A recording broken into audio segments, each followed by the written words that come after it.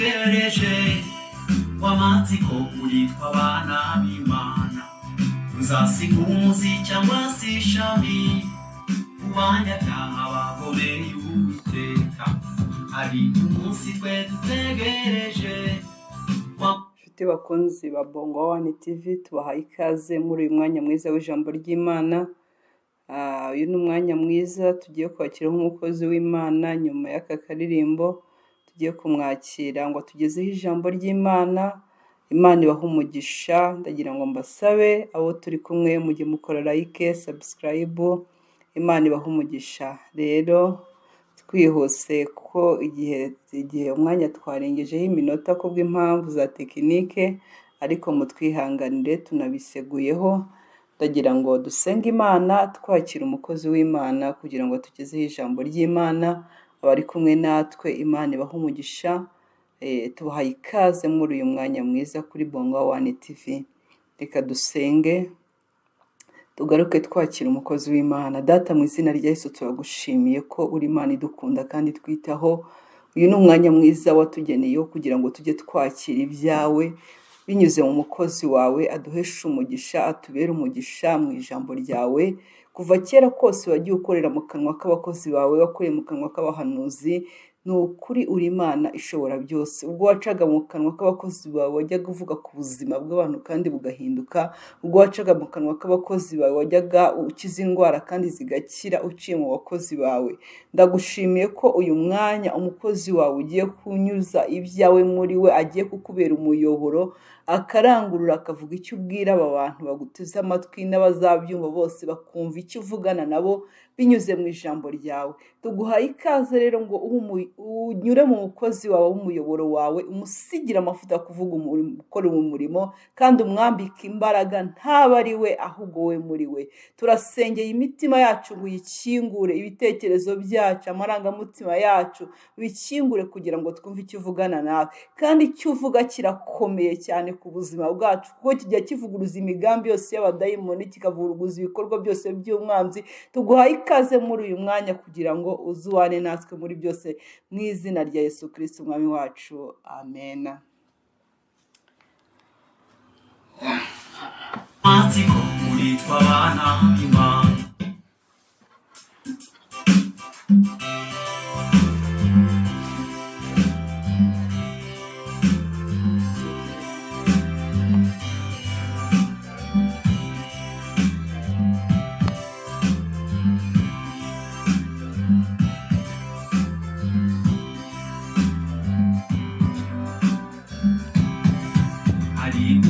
twe dutegereje w'amatsiko uritwa abana b'Imana uzasiga umuzi cyangwa se ishami kubanyabyaha bagomeye Uwiteka. Hari umunsi twe dutegereje w'amatsiko uritwa abana b'Imana uzasiga umuzi cyangwa se ishami kubanyabyaha bagomeye Uwiteka. Ariko twagubaha izina rya Yesu, tuzakinagira tumusanga ubwo azatwakira n'urukumbuzi rwinshi, ati muruke marani mubashye. Ariko twabizera izina rya Yesu, tuzakinagira tumusanga ubwo azatwakira n'urukumbuzi rwinshi, ati muruke marani mubashye. N'intungura n'amapfizi ntabwo byaduhesha agakiza.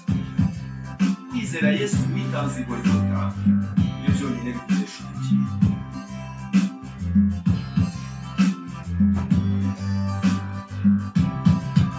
Ibitamo by'inuma n'intungura n'amapfizi ntibyaduhesha agakiza. Kwizera Yesu witanze i Golgotha nibyo byonyine biduhesha ubugingo. Ibitamo by'inuma n'intungura n'amapfizi ntibyaduhesha agakiza. Kwizera Yesu witanze i Golgotha nibyo byonyine biduhesha ubugingo. Ariko twabizera izina rya Yesu, tuzakinagira tumusanga ubwo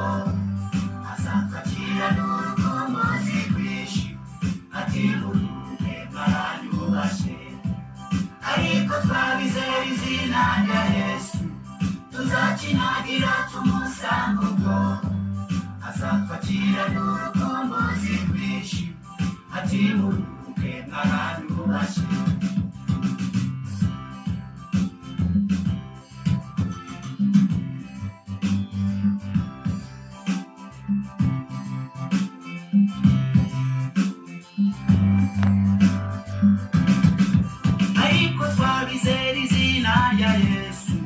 Tuzakinagira tumusanga ubwo azatwakira n'urukumbuzi rwinshi ati muruhuke mw'abanyubashye.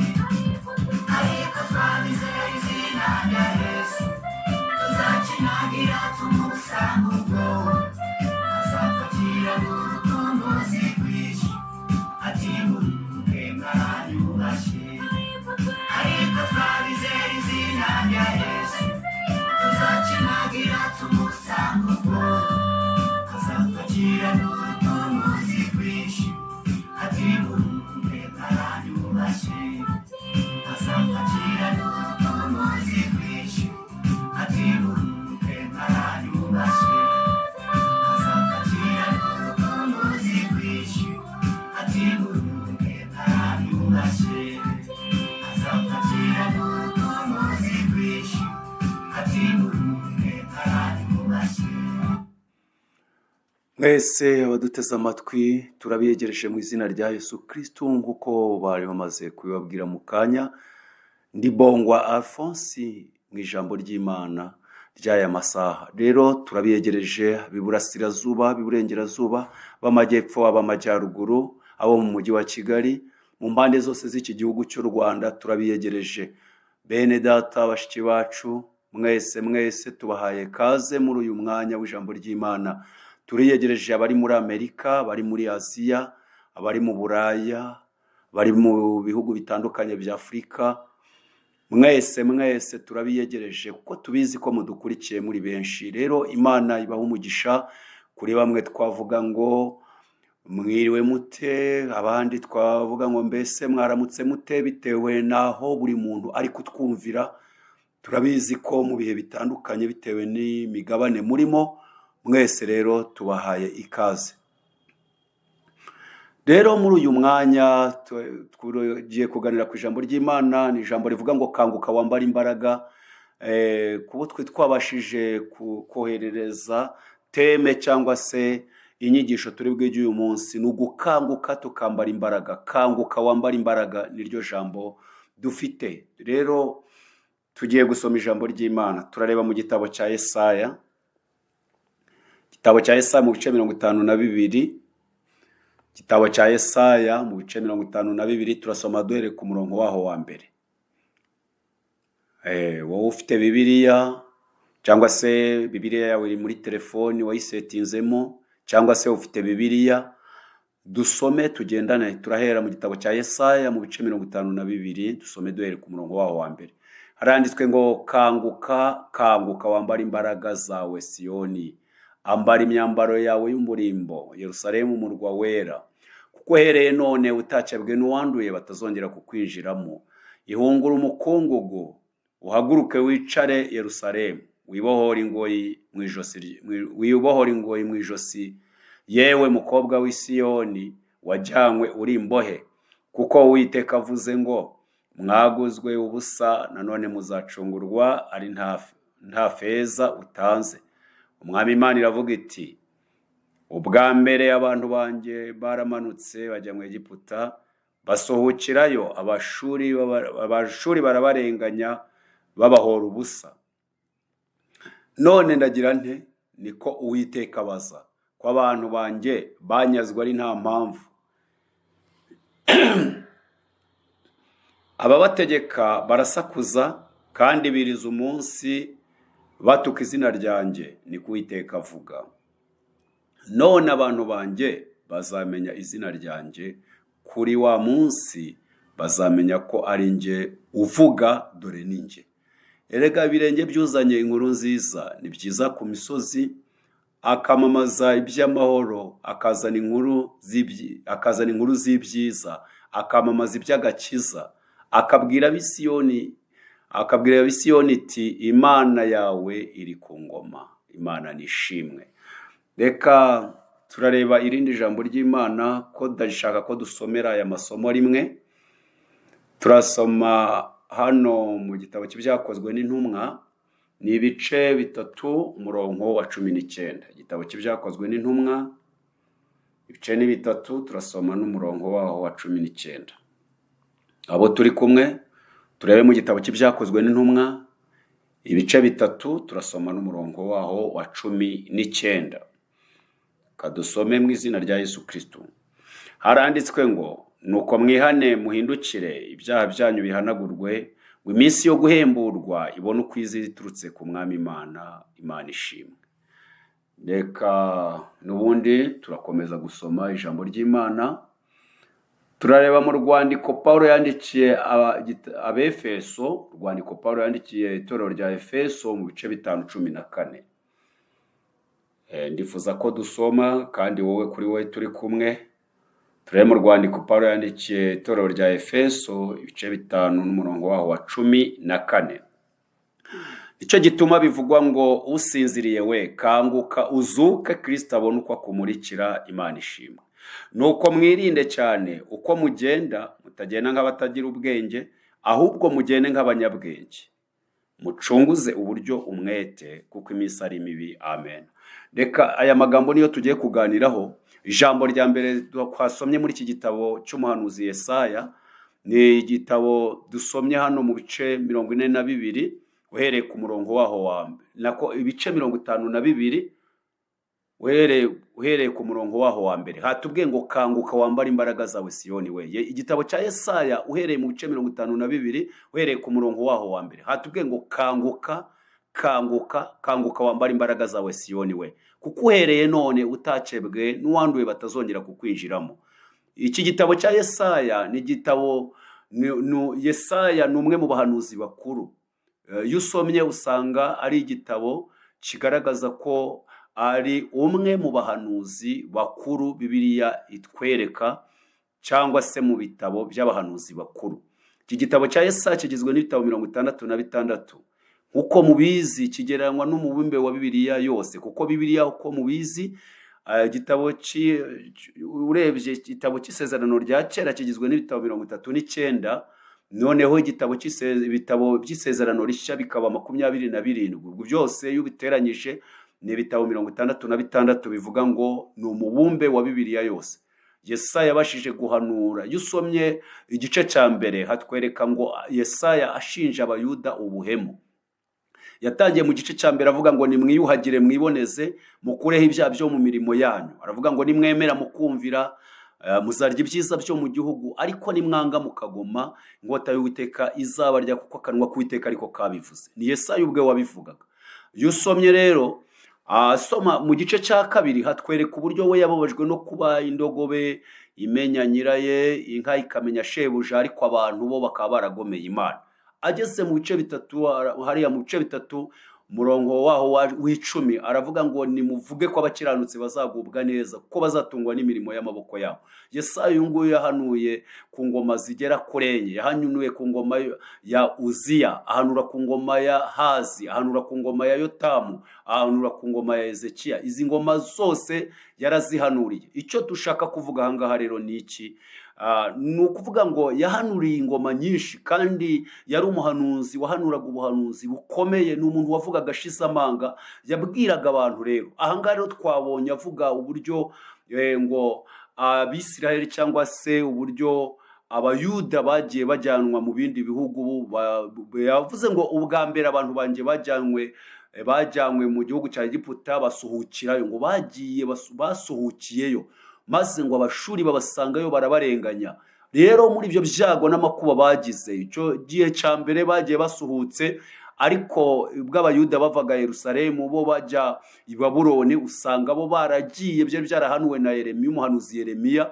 arabihanura avuga ngo bazajyanwa mu gihugu cya kure, bazajyanwa i Babuloni, bazamara imyaka 70, ariko nyuma y'imyaka 70 Uwiteka azabagarukaho. Yesaya wabigarukaho ari mu bice 54 umurongo wa 6 n'uwa 7, yaravuze ngo mbaye mbaresa akanya gato, ariko nzabagarukaho, nzabakoranya mbafitiye imbabazi, nk'uko umugore wari warahukanye umugabo wamugirira ibambe cyangwa se akamugirira imbabazi, akamugarukaho amuciye mu rugo. Haleluya! Imana nishimwe, Imana igitugirira ibambe. Yavugaga ubwari ubuhanuzi bwarebanaga n'ubwoko bwa Isirayeli cyangwa se ubwoko bw'Abayuda.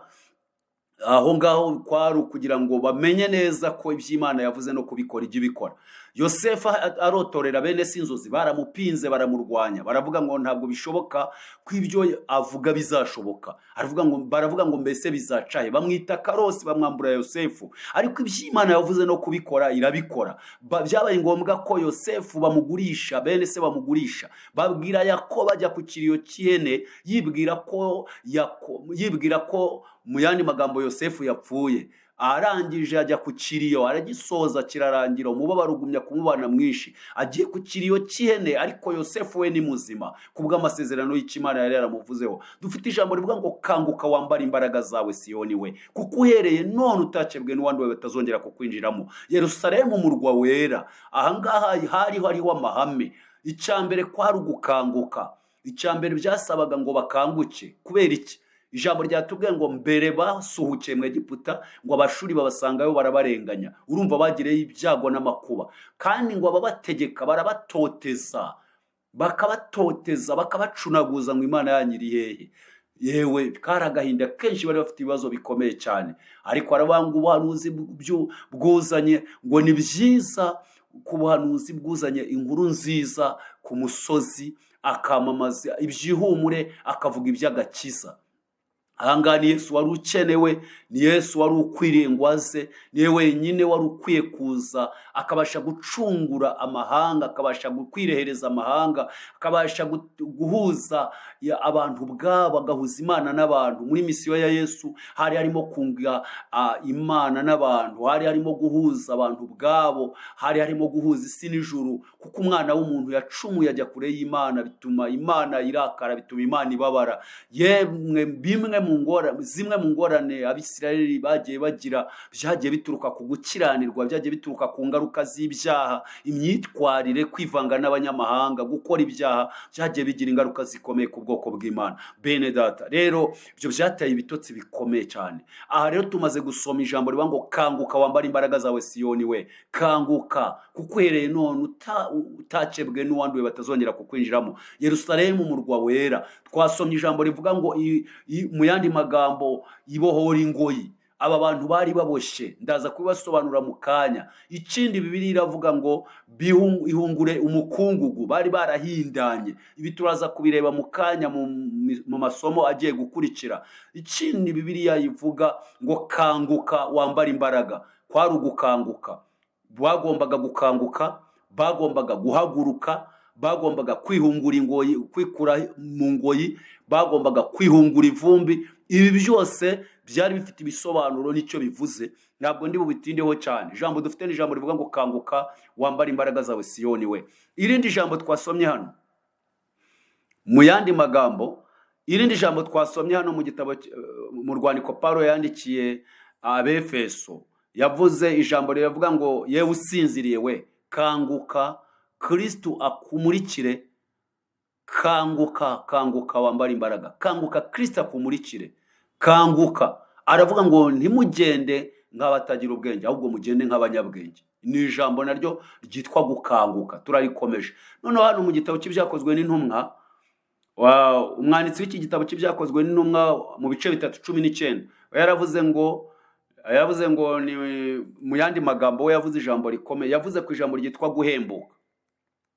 Yaravuze ngo nimuhindukire, mwihane, kugira ngo ibyaha byanyu bihanagurwe, iminsi yo guhemburwa ibone ukwiza iturutse ku Mwami Imana. Yesu nashimwe. Ibi nabyo hari icyo bivuze. Turi ku ijambo ryitwa guhembuka ukambara imbaraga. Ese ni iki gituma? Ni iki gituma abantu basinzira? Ni iki gituma abantu bananirwa? Ni iki gituma abantu bahindana? ni iki gituma abantu basinzira? Ni iki gituma abantu bari barasinziriye bagacika intege? Kimwe mu bintu bituma umuntu asinzira ni urugendo rw'igihe kirekire. Iyo umuntu yagize urugendo rw'igihe kirekire bijya bishoboka. Urugendo rw'iminsi myinshi, urugendo runini rujya runaniza. Ndagira ngo mbabwire bene data bakundwa bashiki banjye, muri urugendo rwo kujya mu ijuru ntabwo tugenda uko tubyumva, ntitugenda uko dushaka. Ni urugendo rufite kondisiyo, ni urugendo rurimo ibiturushya, ni urugendo rurimo munaniza, ni urugendo rurimo ibitugora, rurimo amabariyeri menshi adutangira cyangwa se atunaniza, ariko tugomba kurugenda. Uru rugendo rw'igihe kirekire ni kimwe mu bintu bijya binaniza. Ikindi gishobora kunaniza gutera umuntu gusinzira ni ugukora cyane atagira igihe cyo kuruhuka. Isi dusaba gukora, rimwe na rimwe iratunaniza, rimwe na rimwe iratugora, rimwe na rimwe gukora bidusaba gukora cyane, kandi aho hose haboneka umuruho. Ntitubasha gusenga uko bikwiye, ntitubasha kubona igihe cyo gusabana n'Imana uko bikwiye. Yewe niyo tugize ibihe byiza bitunamura birahari, biducantege birahari, ariko birasaba ngo dukanguke. N'uguhatana kujya mu ijuru, n'uguhatana birasaba guhatana, birasaba guhatana cyane. Ikindi kintu gishobora gutuma umuntu asinzira ni ugutakaza imbaraga. Iyo umuntu yakoze cyane abasha gutakaza imbaraga. Mu yandi magambo, abasha gutakaza imbaraga. Umuntu ashobora kuba amaze igihe kirekire akora, umuntu ashobora kuba afite imvune y'imyaka myinshi, umuntu ashobora kuba afite imirimo y'igihe cyose. Uyu muntu abasha gutakaza imbaraga. Mu yandi magambo, iyo ukora cyane biba bisaba kugira ngo wongere izi imbaraga uzishake, utakaza imbaraga. Ariko hari igihe utakaza imbaraga utabona ibigusubizamo imbaraga. Ibi nabyo bijya bitera ibitotsi. Umuntu ashobora gusinzira kubw'urugendo rurerure, urugendo rw'igihe kirekire, urugendo runini. Ikindi, umuntu ashobora gusinzira kubera ko yakoze cyane, yananiwe, yatakaje imbaraga. Gukora cyane bijya bituma umuntu atakaza imbaraga. Ikindi, iyo umuntu ari gusaza, mu yandi magambo gusaza, umuntu uri kugwiza imyaka, uri kumara imyaka myinshi, ashobora gutakaza imbaraga. Nabyo bishobora kumutera ibitotsi. Iyo umuntu ari gucogora, iyo umuntu ari gusaza, iyo umuntu ari gutakaza imbaraga, nabyo bijya bitera ibitotsi. Bishobora gutuma umuntu yicara agasinzira, yaba agenda agacogora akitura hasi, wasanga yarananiwe. Mu yandi magambo, ikindi cya kane gishobora gutuma umuntu atakaza imbaraga ni uburwayi bw'igihe kirekire. Iyo umuntu afite indwara amaranye igihe kirekire, abasha gutakaza imbaraga, abasha gucogora, abasha kunanirwa, abasha gusinzira ibitotsi bya hato na hato. Ni uburwayi bw'igihe kirekire. Sinzi muri uru rugendo, sinzi niba ibitotsi byawe byaba bituruka ku rugendo rw'igihe kirekire. Iyo yaba impamvu ya mbere yatuma unanirwa, ugacika intege, ugacogora, ibitotsi bikagufata.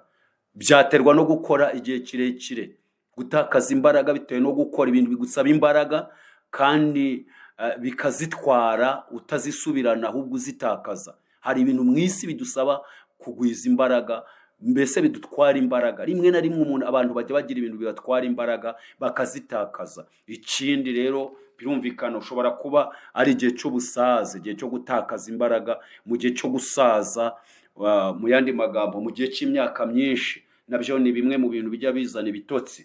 Umuntu w'umusaza cyangwa umukecuru, ushobora gusanga muri ibi bihe abantu bafite uburyo bashaje, bafite ibibasazisha, bafite ibintu bituma batakaza imbaraga.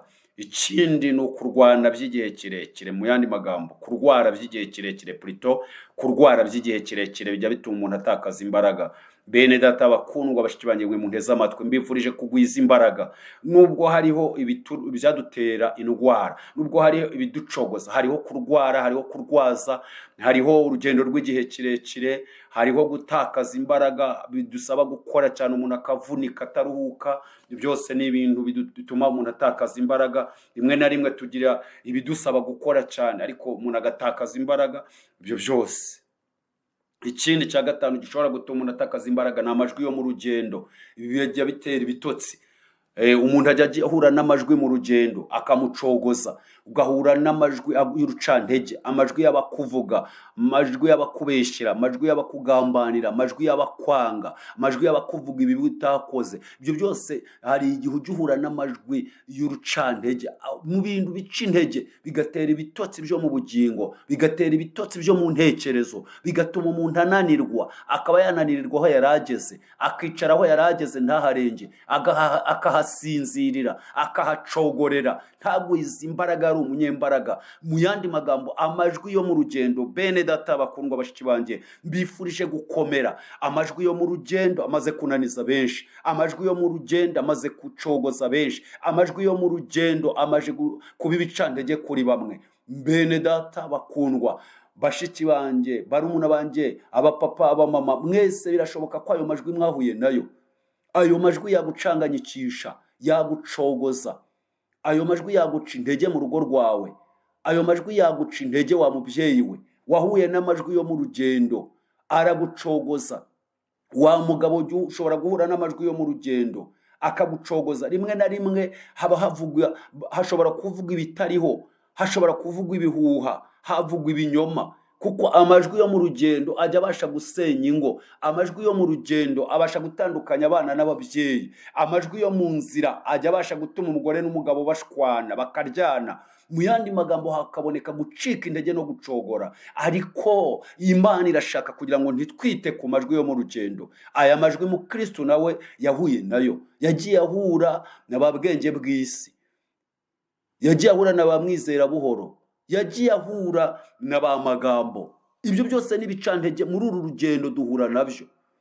Ariko mwirinde gucika intege, mwirinde gucogora, ahubwo dusaba Imana tugwize imbaraga mu izina rya Yesu Kristo. Birakwiye kugira ngo tugwize imbaraga. Niyo mpamvu rero uyu mwanditsi nawe Paulo yandikira itorero rya Efeso, yaravuze ngo mucunguze uburyo umwete kuko iminsi ari mibi. Mwirinde ibisindisha. Mu yandi magambo, hari igihe umuntu ajya ahura n'ibisindisha, umuntu ajya abasha guhura n'amagambo. Abantu benshi bazi ko umuntu asinda inzoga gusa, ariko n'amagambo umuntu ajya yasinda. Hari igihe umuntu ajya ahura n'ibisindisha by'amagambo, agacogora, agacika intege. Ugasanga umuntu acitse intege, ugasanga umuntu asubiye inyuma, ugasanga umuntu aracogoye, ugasanga umuntu araryamye ndetse agasinzira kuko yahuye n'ibisindisha. Bene data bakundwa, abantu benshi muri ibi bihe mwahuye n'ibisindisha, mwahuye n'ibibacogoza, mwahuye n'ibicantege. Ariko Paulo yandikira Abefeso aravuga ngo nicyo gituma bivugwa ngo usinziriye we kanguka, uzuke, Kristo abone uko akumurikira. Imana ishimwe. Hari igihe biba ngombwa gukanguka. Ndetse iyo umuntu yasinziriye ibitotsi by'igihe kirekire babyita ibitotsi by'urupfu. Hari n'igihe umuntu ajya asinzira nk'uwapfuye. Ariko nicyo gituma bivugwa ngo kanguka, usinziriye we kanguka, uzuke. Kanguka, kanguka, uzuke, Kristo abone uko akumurikira. Hari igihe abantu bajya baryama basinzira, bagasinzira n'ibitotsi by'urupfu.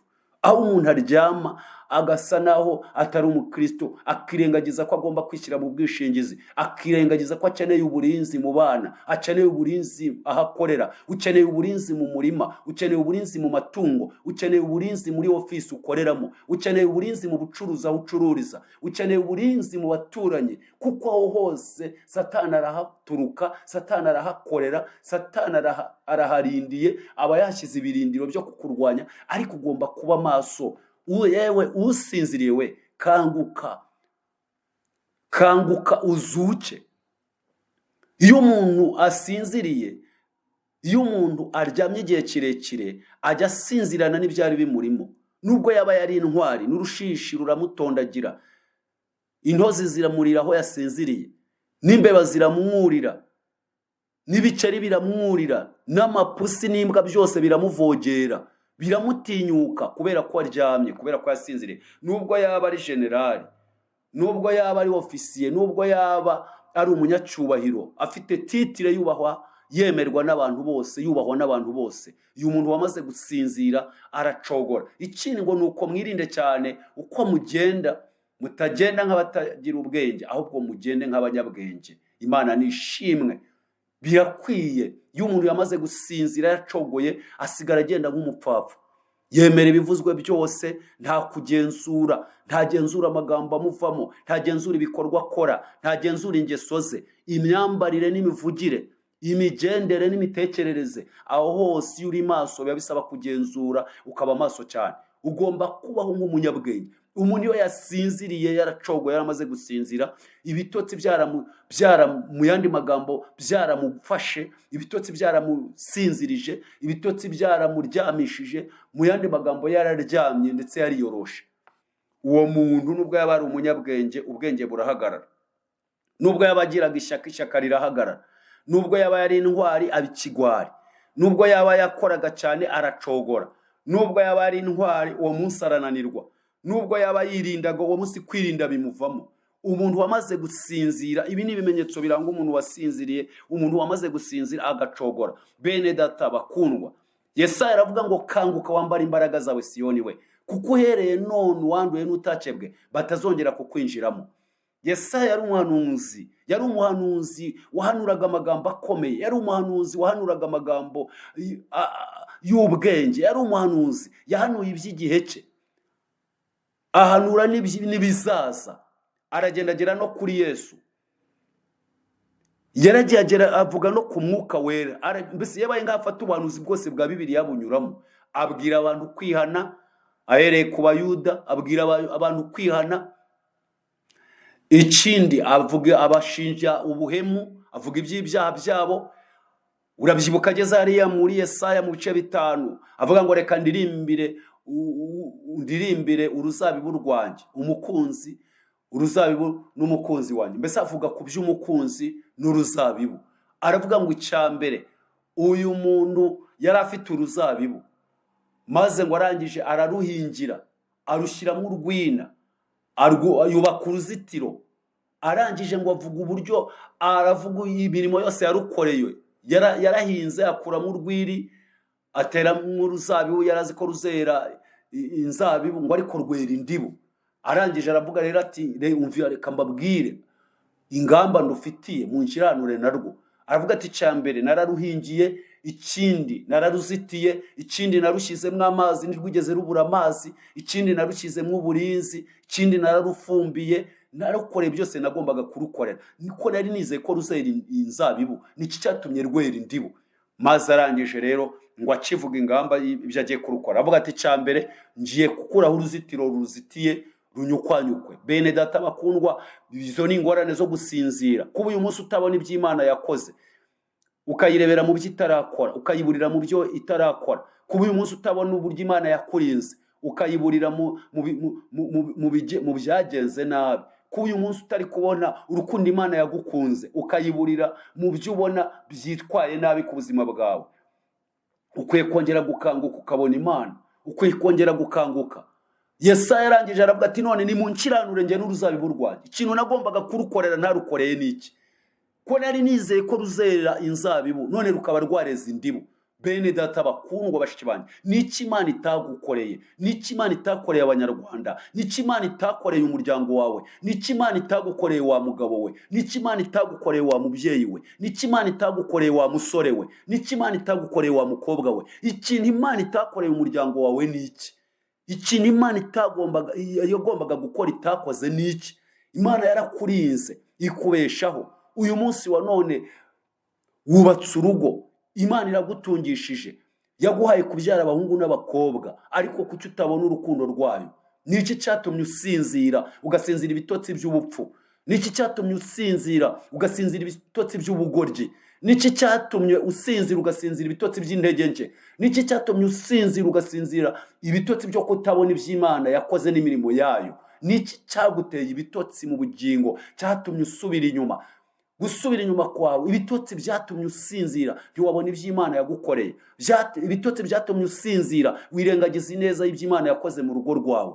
Ibitotsi byatumye usinzira ntiwabona amaboko y'Imana ku muryango wawe. Bene data, niki Imana itagukoreye? Kanguka wambara imbaraga.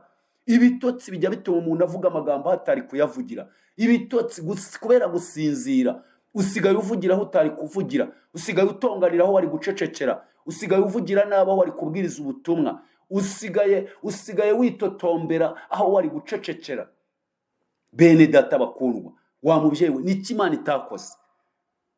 Niki Imana itagukoreye?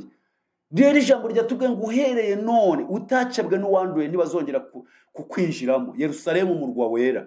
Ndagira ngo mbabwira Yerusalemu bivuga umurwa w'amahoro. Uyu munsi wa none ndashaka kubatangariza ko hariho igihe cyo gukora ibyaha, hariho igihe cyo gucumura, hari igihe cy'ibitotsi. Ibyo byose Imana ikabyirengagiza, ariko ngo Imana itegeka abari mu isi bose kwihana.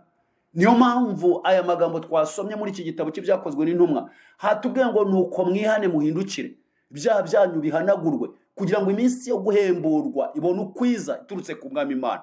Habayeho igihe cyo gusinzira ku buzima bwawe, habayeho igihe cy'ibitotsi byinshi, habayeho igihe cy'ibitotsi byo kuvuga nabi, ibitotsi by'umujinya, ibitotsi byo kutababarira, ibitotsi by'urwangano. Ibyo byose ni ibitotsi Satani yaguteje, ibitotsi by'ishyari, ibitotsi by'umujinya, ibitotsi byo kutagira ukuri, ibitotsi byo kutizera, ibitotsi byo gushidikanya Imana. Ibyo byose ni ibitotsi Satani yaguteje. Ariko kanguka wambara imbaraga. Hari imbaraga Imana ibikiye abera kugira ngo iminsi yo guhemburwa ubone kwiza. Bene data, hembuka ubeho, kuko umurwayi udahembutse arapfa. Turi mu gihe Imana idusaba guhembuka, turi mu gihe Imana idusaba kwambara imbaraga, turi mu gihe Imana idusaba kunesha ibyatuneshaga, turi mu gihe Imana isaba kurwana kigabo. Bene data bakundwa, bashiki banjye, bavandimwe, birakwiye kugira ngo twambare imbaraga. Hembuka mu izina rya Yesu, kuko umurwayi udahembutse arapfa. Uyu murwayi udahemburwa n'ishushu, ntahemburwe n'isose, ntabwo yahemburwa n'ibijumba byokeje, ntiyahemburwa n'imyumbati yokeje. Hari abantu batajya bahemburwa n'ijambo ry'Imana, bashaka guhemburwa n'ibijumba byokeje.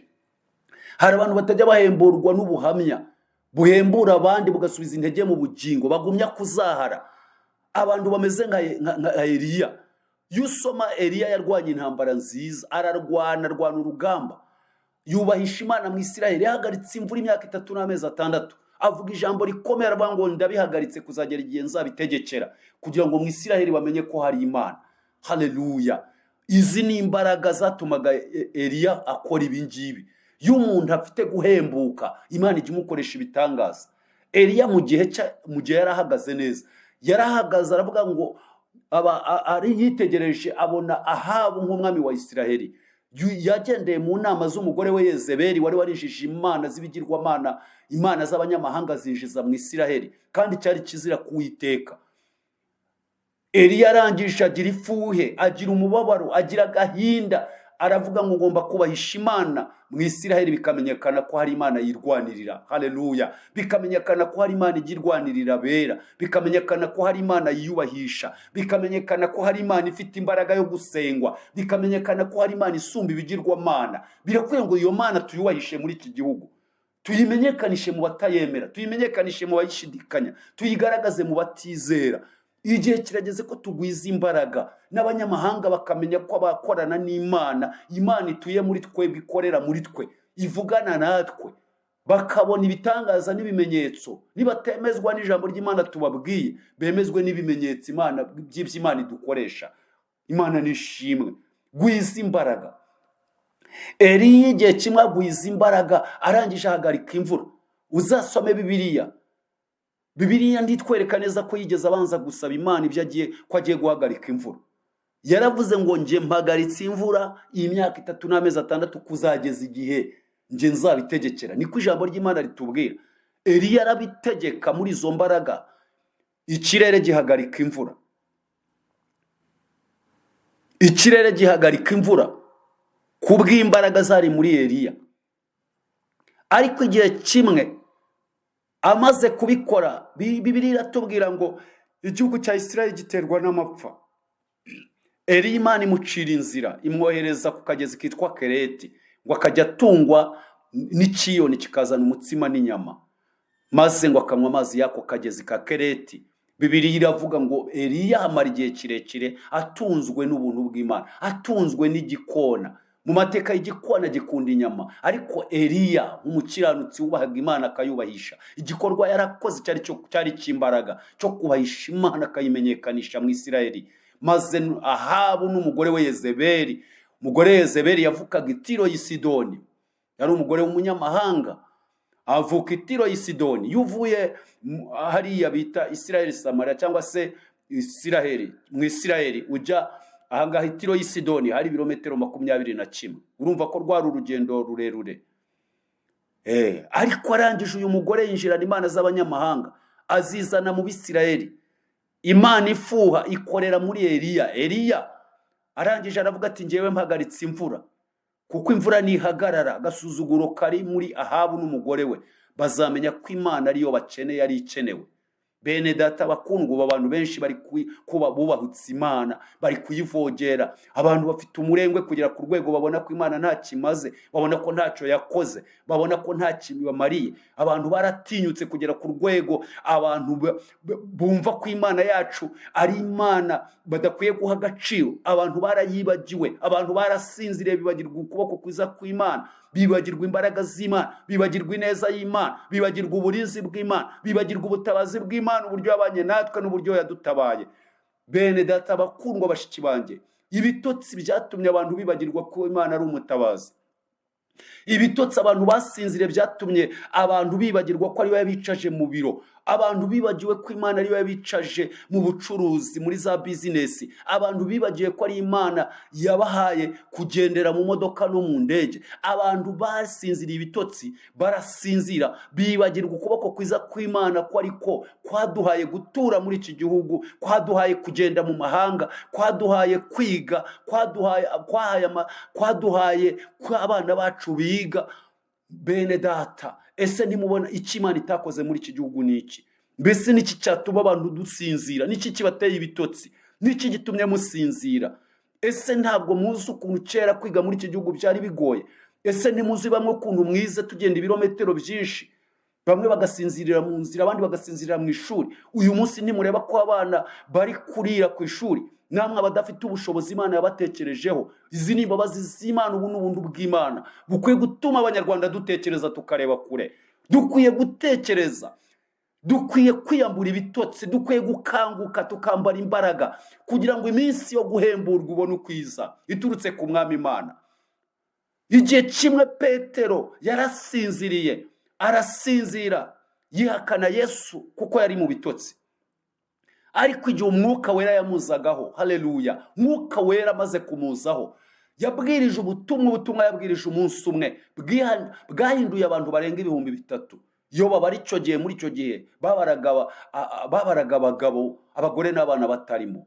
Bene data bakundwa, imbaraga Petero yuzuye Umwuka Wera yakoze iby'imbaraga, yavuze ubutumwa bw'imbaraga, ubutumwa bushorewe n'imbaraga z'Imana, bwahinduye abantu. Dukeneye gukanguka tukambara imbaraga. Uyu munsi abantu baravuga ibyo bitoje, baravuga ibyo barepese, baravuga ibyo mu bitabo, baravuga ibintu bamize, bya bindi basomye, ariko ntibishobora guhindura, kuko iyo twigisha dutanga ubuzima. Dukeneye kubona abantu mukanguka mukambara imbaraga. Mureke dukanguke twambara imbaraga, dutanga ubuzima. Iyo ubwiriza kwihana utihana, utarihannye, ntacyo bimara, ntibihindura. Iyo ubwiriza imbabazi utazigira, ntibihindura. Ubwo ni ubutumwa bw'ibitotsi. Iyo ubwiriza kwezwa udakiranuka, ntibihindura, ntacyo bitanga. Iyo ubwiriza imbaraga utazifite, ntacyo bifasha. Iyo ubwiriza kuba maso kandi warasinziriye, ntacyo bifasha. Niyo mpamvu ujya kubona ukabona umuntu ari kubwiriza, wajya kubona ukabona ntacyo bifasha, ntacyo bihindura, ntacyo bimarira ababyumva. Ntibibafataho kuko nawe ntibimufasheho. Ntiwaba umujura ngo ubwirize abantu bareke kwiba, ntiwaba umusambanyi ngo ubwirize abantu bareke gusambana, ntiwaba utagira imbabazi ngo wigishe imbabazi. Wowe ubwawe ugomba gutanga ubuzima. Icyo Imana ishaka niduhemuka tukambara imbaraga, Imana ishaka ko dutanga ubuzima. Twari dukwiye gutanga ubuzima. Bene data bakundwa, bashiki banjye, dukwiye gutanga ubuzima. Icyo bita ubuzima. Nubwiriza gusenga usenga, nabo ubyigisha bizabafata. Nubwiriza kwihana warihannye, nabo ubwiriza bazahinduka. Nubwiriza kuba maso uri maso, udasinzira, utari mu bitotsi, utari mu bitotsi by'ibyaha, utari mu bitotsi by'amagambo, utari mu bitotsi byo kutababarira, utari mu bitotsi by'intege nke, utari mu bitotsi byo kwihimbaza no kwishyira hejuru. Ugomba gukanguka wambara imbaraga zawe. Bene data bakundwa, bashiki banjye, ikintu gishobora gutuma dukanguka tukambara izi mbaraga, tukava muri ibi bitotsi, icyambere gishobora gutuma dukanguka, icyambere gishobora gutuma twakira izi mbaraga. Kanguka wambara imbaraga zawe Siyoni we, kuko uhereye none utakebwe n'uwanduye batazongera kukwinjiramo. Bene data, birakwiye ko dukanguka. Ntabwo Yesu yaza ngo adusange mu bitotsi, ntabwo yagutwara. Ntiyagusanga mu magambo ngo agutware, ntiyagusanga mu businzi n'ubusambanyi ngo agutware, ntiyagusanga mu moko no kutababarira ngo agutware, ntiyagusanga mu bwega n'ubuzigaba ngo azagutware, ntiyagusanga mu bujura n'ubugambanyi ngo azagutware. Ibyo byose ni ibimenyetso by'ibitotsi. Ariko reka Imana idukangure mu izina rya Yesu. Reka mbabwire umugabo witwa Eliya, iyo usomye mu gitabo cya mbere cy'Abami mu mice 19 murongo wa 5 aravuga ngo Eliya arasinzira. Marayika aramusanga aramubwira ngo kanguka urye kandi unywe kuko urugendo ari rurerure. Bibiliya iravuga ngo arangije asanga umutsima utaze ku makara ngo n'agacuma k'amazi. Eliya ararya aranywa kubera ibitotsi by'igihe kirekire, kubera urugendo rurerure, kubera gucika intege cyane yazahaye, bigera ku rwego Eliya arya aranywa ariko ntiyabona imbaraga zimuhagurutsa. Tugira abantu barya banywa buri munsi, bumva ubuhamya, bakira ijambo ry'Imana, bumva indirimbo, bumva bakurikira abaramyi n'abahimbaza, bahura n'abigisha b'abahanga beza, bahura n'abavugabutumwa beza, bahura n'abazikuramya no guhimbaza, bahura n'abafite ubuhamya bukomeye, ariko batajya bahinduka. Barazahaye kugera ku rwego kuva mu magambo byanze, barazahara kugera ku rwego kutababarira biranga imitima yabo, barazahara kugera ku rwego imbabazi ziba kure yabo. Abantu bararyamye barazahara, bararyamye bararambarara kugera ku rwego no kubigisha imbabazi no kubabarira biri kure yabo.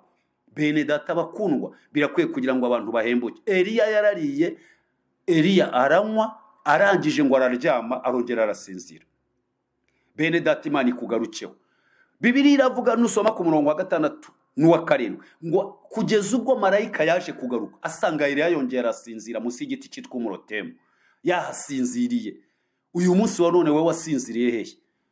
Ni mu magambo, ni mu kutababarira, ni umujinya, ni ishyari, ni uburakari, ni amoko, ni agasuzuguro, ni ukudaca bugufi, ni ukutubaha, ni ukutumvira umugabo wawe, ni ukutubaha umugore wawe, ni ukwitwara nabi. Mu yandi magambo we wasinziriye.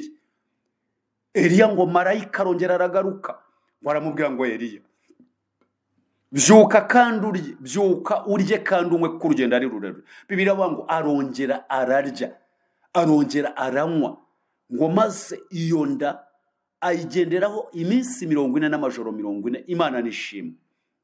Hembuka mu izina rya Yesu. Niba utarahembutse mu kwezi kwa mbere, ntuhembuke mu kwa kabiri, ukwa gatatu n'ukwa kane, ukwa gatanu, tugeze mu kwezi kwa gatandatu ku itariki 9. Hembuka ubeho kuko umurwayi udahembutse arapfa. Ntabwo ukwiriye gupfa, ahubwo ukwiye guhembuka mu izina rya Yesu. Umurwayi udahembutse arapfa. Ntabwo ukwiye kuba mu bapfa, ahubwo ukwiye kuba mu bahembuka mu izina rya Yesu. Nkwifurije guhembuka, wa mugabo uhembuka. Impamvu uyu munsi wa none wihana ubusambanyi ukabusubiramo, impamvu wihana amagambo wa mubyeyi weje ukayasubiramo, impamvu wihana kutobabarira ejo ukabisubiramo, impamvu wihana gutukana ejo ukabyongera, ni ukubera ko wazahaye, wararambaraye, ufite uburwayi bw'igihe kirekire bwaguteye kuzahara. Hembuka mu izina rya Yesu. Hembuka ubeho, nta kimana itakoze ngo iguhembure. Ivugabutumwa riraca ku maradiyo, ivugabutumwa riraca ku mateleviziyo, ubuhamya bukomeye buraca kuri za YouTube, buraca ku mateleviziyo n'amaradiyo. Ijambo ry'Imana riravugwa mu nsengero, riravugwa mu magurupe no mu byumba, ku mbuga nkoranyambaga. Mu yandi magambo, hara Imana yakoze uburyo bwose ngo iguhembura, ariko uri kurushaho kuzahara. Nubwo utajya mu rusengero, ijambo ry'Imana rigusanga ku mbuga nkoranyambaga. Utunze smartphone, urinjira, ujya kuri WhatsApp ukabona umuntu yari postinze ugasoma. Ibyo byose ni ibihamya. Ntacu uzireguza. Birasaba ngo uhembuke ubeho mu izina rya Yesu. Eliya ntiyahembutse ubwa mbere, ariko ubwa kabiri yarahembutse aragenda, kandi ngo ibyo byo kurya yariye. Iyo nda yagendeyeho iminsi 40 n'amajoro 40. Imana nishimwe. Hari ibyo kurya byo kuguhembura. Imana iguhuze n'umunsi wawe. Uyu munsi niwumva ijwi ry'Imana, ntiwinangire umutima.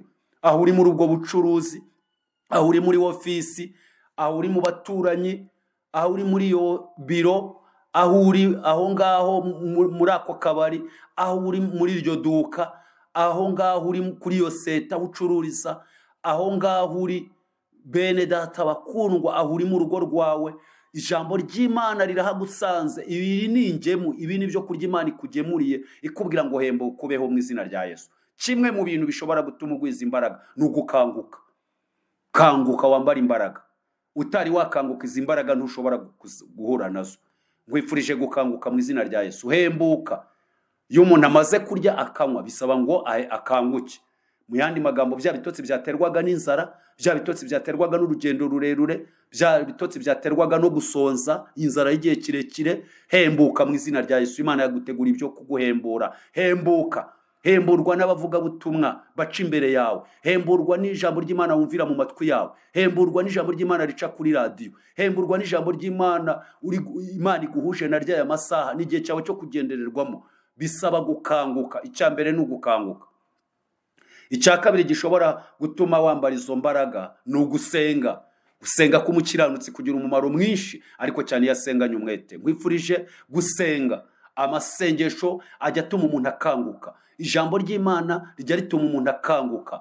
Ubuhamya wumva bushobora gutuma ukanguka, ugasubizwa intege mu bugingo. Gira imbaduko mu izina rya Yesu. Ongera ubaduke, uvuge ubutumwa. Ongera ubaduke, uririmbira Imana. Ongera ubaduke, ushakane Imana umwete. Ongera ubaduke, ubwirize ubutumwa bwiza. Ongera ubaduke, ubere maso urugo rwawe, ubere maso ubugingo bwawe, ubere maso abaturanyi bawe. Bene data bakundwa, amasengesho ajya atuma tubaduka. Ongera ubaduke. Ikindi gituma umuntu agwiza imbaraga ni ugukiranukira Imana. Gukiranuka.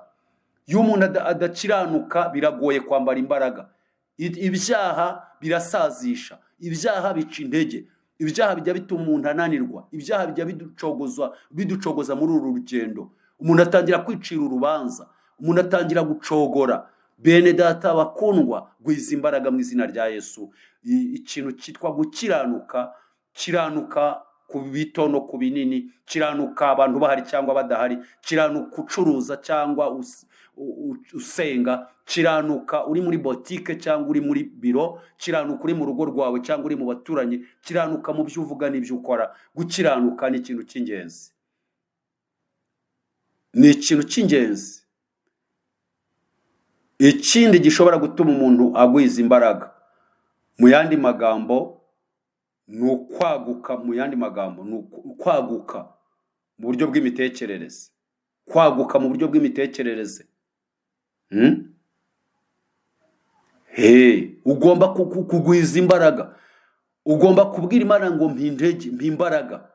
Ndinda gucika intege. Wirinde gucika intege. Mu yandi magambo ni ukugwiza imbaraga, ni ukudacika intege, ni ukudacogora, ni ugutwarana. Ibyo bishobora gutuma umuntu agwiza imbaraga, bishobora gutuma umuntu ahabwa izi mbaraga. Nanjye nkwifurije kugira izi mbaraga mu izina rya Yesu. Ikindi, kumva ijambo ry'Imana no gusenga bishobora gutuma uhembuka, byagusubiza intege mu bugingo. Bene data bakundwa, kumva ijambo ry'Imana bishobora gutuma usubizwa intege mu bugingo. Mu kanya tugiye gusenga Imana, ariko se reka nkubaze, uyu munsi wa none aho wowe ntiwacogoye? None se niba waracitse intege? Yesaya yahanuriye ingoma enye. Nababwiye ngo yahanuye ku ngoma ya Uziya, ahanura ku ngoma ya Ahazi, ahanura ku ngoma ya Hezekiya, ahanura ku ngoma ya Yotamu. Uyu ni umuhanuzi wari ugwije imbaraga. Yahanuriye izi ngoma nyinshi, kandi azihanurira ubuhanuzi bukomeye, akagira iyerekwa. Mwibuka ko uyu Yesaya, Bibiliya iravuga ngo uyu Yesaya mwene Mose, Imana yaramuhagurukije imutuma kuri Hezekiya. Araza arambwira Hezekiya ngo hano tegeka iby'inzu yawe kuko ugiye gupfa. Ariko ngo Hezekiya arahindukira areba ivure. Nawe uhindukire mu izina rya Yesu. Reba aho waguye, reba aho wacogoreye, reba aho wasinziriye, reba aho uryamye, umaze igihe kirekire uryamye. Abakubona barabona uhagaze ariko waraguye. Abakubona barabona ugenda ariko waracogoye. Abakubona barabona ureba ariko ntubona. Abakubona barabona wumva bavugana nawe ariko ntiwumva. Abakubona barabona ushoboye ariko watakaje imbaraga, waracogoye. Kanguka wambara imbaraga zawe.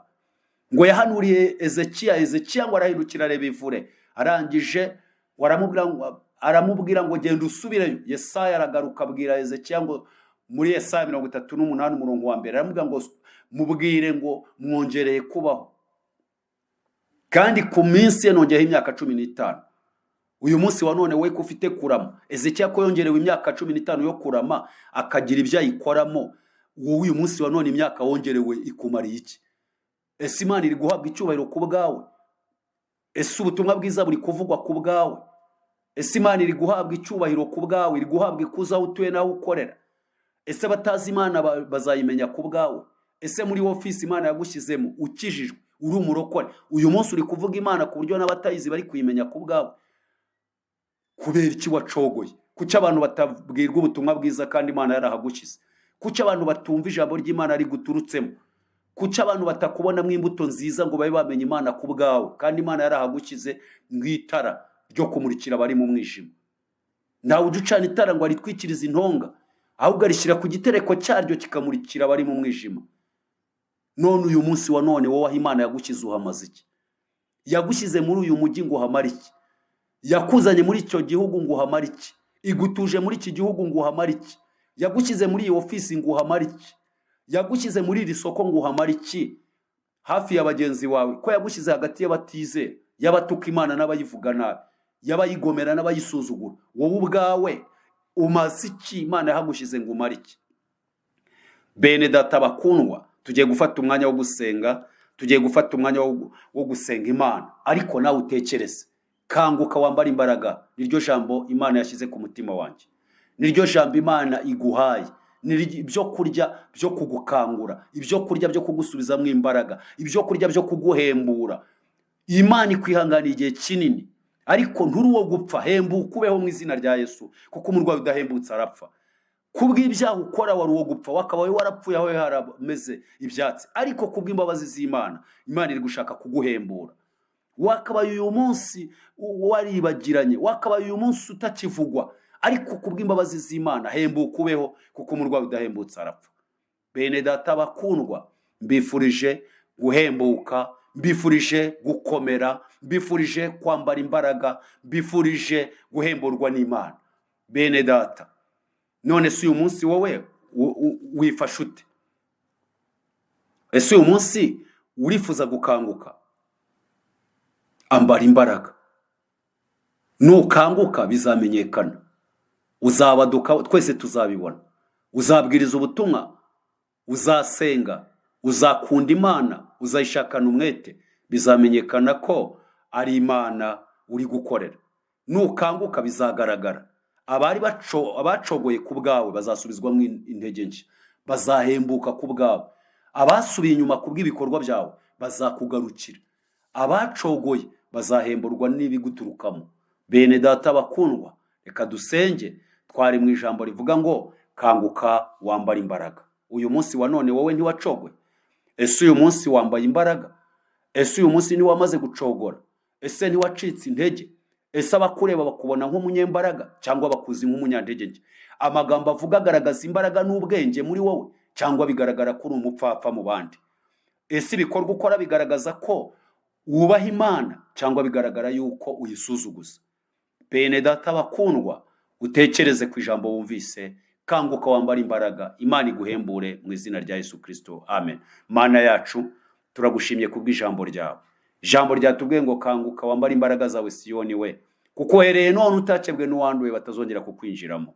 Natwe kubw'ijambo ryawe ndasengera uyu mugabo kubw'ijambo ryawe, muhembure mu izina rya Yesu. Yapfiriye mu kabari, yazahariye mu kazi, yazahariye mu baturanyi. Amagambo yaragaragaza ko ari indembe, ibikorwa bye biragaragaza ko ari indembe, imyifatire yigaragaza ko ari indembe. Abantu bapfuye bagenda, bapfa bahagaze. Ibyo byose ntibigaragarira amaso y'abantu, ariko amaso yawe arabibona. Amagambo amuturukamo, ibikorwa akora, imyifatire ye, ingeso ze, ibitekerezo bye, imigambi ye, bigaragaza ubupfu, bigaragaza ibitotsi, bigaragaza ko yangiritse, bigaragara ko ari intumbi mu maso y'Uwiteka. Nyemerera umukize, nyemerera umuzure. Abantu basinzira ibitotsi byo mu bugingo, bageze ku rwego basinzira ibitotsi by'ubupfu, basinzira ibitotsi by'ubugoryi. Gutukana biraborohera, gusebanya biraborohera, kugambana biraborohera, kujya mu bapfumu byaraboroheye, ubusinzi n'ubusambanyi bwaraboroheye, amoko n'ubwomanzi byaraboroheye, kudaca bugufi no kwishyira hejuru byaraboroheye, kutumvira no kutagukorera. Ibyo byose biri muri twe. Twaracogoye, ariko twemerere Mwami, hembura uyu mugabo, hembura uyu mubyeyi, hembura uyu mukobwa, hembura uyu musore, musubiza intege mu bugingo. Izina ryawe rihimbazwe mu izina rya Yesu. Reka iri jwi rigere kure, reka mwami rigera aho ushaka ko rigera, nirikangura abari basinziriye, nirihagurutsa abari baryamye, nirinyeganyeza abari barambaraye mu izina rya Yesu, nirikure mu bitotsi abari bari mu bitotsi. Reka iri jwi rigera aho ushaka ko rigera, nirihindura aho ushaka ko rihindura, nirisenye ibyo ushaka ko bisenywa, niryubake ibyo ushaka ko ryubaka mu izina rya Yesu. Dukubise hasi byikira hejuru, imbaraga z'umubisha turazirwanyije, ducyashye imyuka n'imiyaga n'imiraba, kuko byose birakumvira. Mana turagushimiye kuri kumwe natwe. Reka ubutumwa bwiza buvugwe, reka wongere uhagurutse abagabo, wongere uhagurutse uyu musore, wongere uhagurutse uyu mukobwa, wongere uhagurutse uyu mubyeyi wumvise iri jambo, rimusubize intege mu bugingo, ave ku rwego ajye ku rundi mu izina rya Yesu. Reka ari ijambo ryawe nitumara gukanguka, reka mwami turambure ibiganza ku barwayi, izo mpano zasinziriye zongere zibyuke, abahanuraga bongere bahanure, ababwirizaga bongere babwirize, abasubizaga intege mu bugingo abantu bagahembuka bagafashwa, niwongere basubize mu myanya yabo, nibongere bagirire umugisha ku bantu, ni abantu nibongere babagirireho umugisha, nibongere bahembuke. Reka tubone udukoresha iby'ubutwari. Urakoze mwami kumvishe gusenga kwacu, tugusabye ibyo tukuragije ibiri imbere, ibyo ubona bikwiriye aba ari byo ukorera kwiyubahisha mu izina rya Yesu Kristo wa Nazareti. Amen, amen.